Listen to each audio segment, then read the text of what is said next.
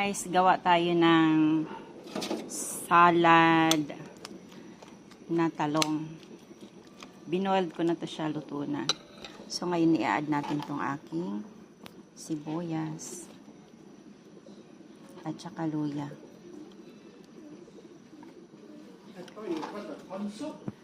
Yeah, later. You eat the one. Yeah, beef soup. This one.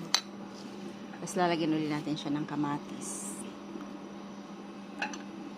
Salad na talong. Alright, thank you for watching.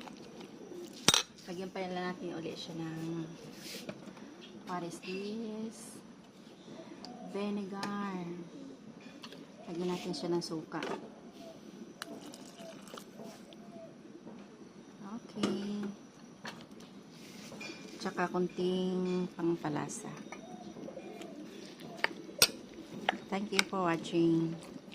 Kain na. Yummy, yummy. My new recipe.